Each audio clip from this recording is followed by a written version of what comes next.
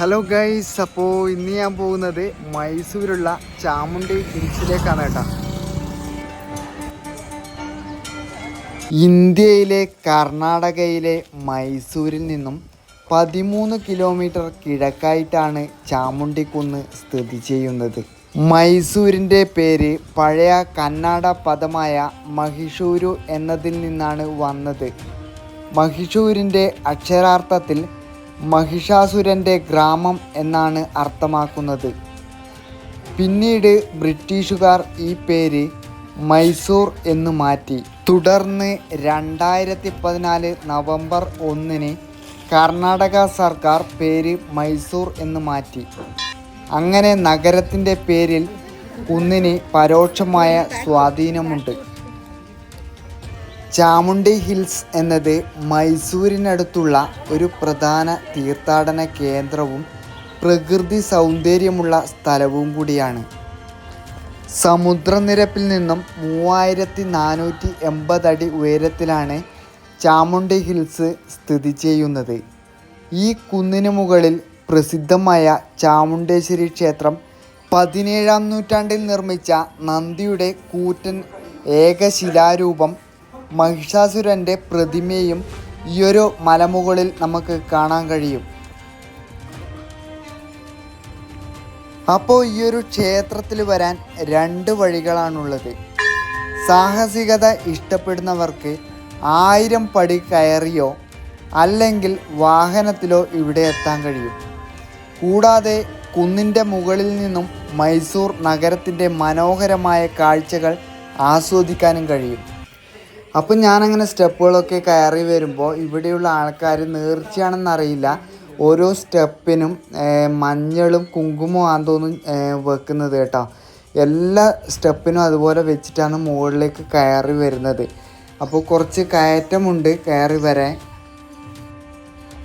അപ്പോൾ സ്റ്റെപ്പുകളൊക്കെ കയറി വരുമ്പോൾ നിരപ്പായ സ്ഥലങ്ങൾ ഓരോ സ്ഥലത്തും നമുക്ക് കാണാൻ കഴിയും. അതുകൊണ്ട് തന്നെ നമുക്ക് തളർച്ച മാറ്റാൻ കഴിയും. പോകുന്ന വഴിക്ക് കണ്ട വലിയൊരു ഗുഹയാണ് കേട്ടോ. അങ്ങോട്ട് ഞാൻ പോയിട്ടില്ല. പോകുന്ന വഴിക്ക് 2 സൈഡിലായിട്ട് മരങ്ങൾ കാണാൻ കഴിയും. അങ്ങനെ നമ്മൾ മലയുടെ മുകളിലേക്ക് പകുതി വരെ കയറി വരുമ്പം തന്നെ ഈ മലയുടെ മുകളിലേക്ക് പോകുന്ന ഒരു റോഡാണ് ഈ കാണുന്നത് കേട്ടോ. അപ്പം നമുക്കിതിൻ്റെ നേരെയാണ് പോകേണ്ടത്. അപ്പോൾ വാഹനം ഉപയോഗിച്ച് വരുന്നവർ ഇതിലൂട്ടിയാണ് പോകുന്നത്. പോകുന്ന വഴിക്ക് ഇതുപോലുള്ള അരയാലുകൾ കുറേ കാണാൻ കഴിയും. അതുപോലെ തന്നെ മനോഹരമായ കാഴ്ചകളാണ് നമുക്ക് മലമുകളിലേക്ക് കയറി വരുമ്പോൾ കാണാൻ കഴിയുക.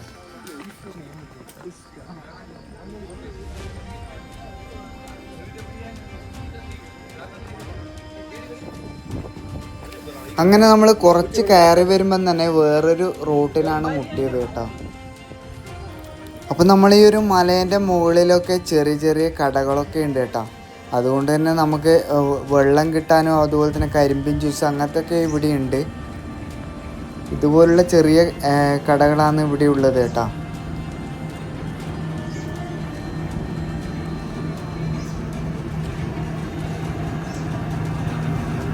അപ്പോൾ ഈ ഒരു സ്റ്റെപ്പുകളൊക്കെ കയറിയിട്ട് മുകളിലെത്തുമ്പോൾ നന്ദിയുടെ ഒരു കൂറ്റൻ സ്റ്റാച്ചു ആണ് നമുക്ക് കാണാൻ കഴിയുന്നത് കേട്ടോ.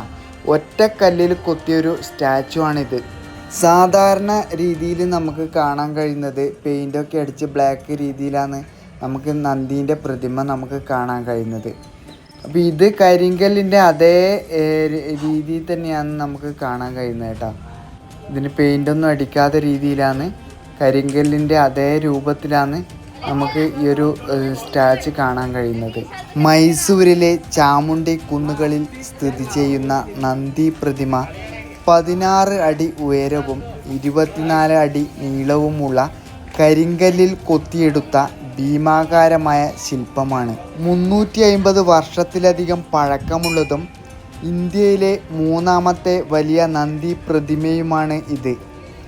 മൈസൂരിലെ ഒരു പ്രധാന ആകർഷണവും മതപരമായ പ്രാധാന്യമുള്ള സ്ഥലവും കൂടിയാണ് ഇത്. ശിവൻ്റെ വിശുദ്ധ വാഹനവും കാളയുമായ നന്ദിയുടെ പ്രതിമയും കൂടിയാണിത്.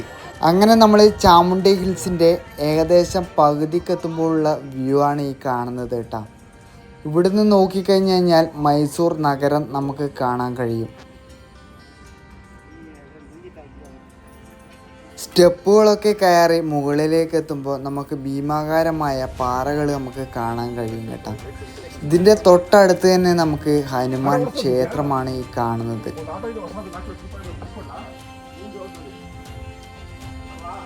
ഇവിടെ വന്ന് തൊഴുതിട്ടാണ് ഇവിടെയുള്ള ഭക്തജനങ്ങൾ മുകളിലേക്ക് കയറിപ്പോകാറ്. വണ്ടി ഇല്ലാത്തവരും നടക്കാൻ ബുദ്ധിമുട്ടുള്ളവരും ആയിട്ടുണ്ടെങ്കിൽ ഈ ചാമുണ്ഡി ഹിൽസിൻ്റെ മുകളിലായിട്ട് KSRTC സർവീസ് നടത്തുന്നുണ്ട് കേട്ടോ.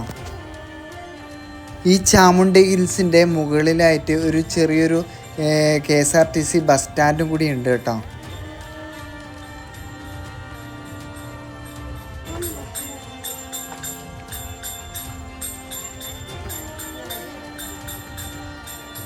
അപ്പോൾ ഈ ഒരു 1000 പടി കയറി മുകളിലെത്തുമ്പോൾ നമ്മളെ അത്ഭുതപ്പെടുത്തുന്ന കാഴ്ചയാണ് ഇവിടെ കാണാൻ കഴിയുന്നത് കേട്ടോ. സത്യത്തിൽ ഞാൻ ഞെട്ടിപ്പോയിന്. കാരണം ഈ ഒരു മലേൻ്റെ മുകളിലും ഇങ്ങനെയൊരു സിറ്റി എന്ന് തന്നെ പറയേണ്ടി വരും. കാരണം ഒരുപാട് ചെറിയ ചെറിയ കടകളും അതുപോലെ തന്നെ അമ്പലങ്ങളും ആൾക്കാരും തിരക്കും എല്ലായിട്ട് എന്നെ അത്ഭുതപ്പെടുത്തിയ ഒരു കാഴ്ച തന്നെയാണ് കേട്ടോ. ചുറ്റിലും ഒരുപാട് കടകളുണ്ട് കേട്ടോ. അതുപോലെ തന്നെ പൂക്കൾ വിൽക്കുന്ന ആൾക്കാരെ നമുക്ക് കാണാൻ കഴിയും.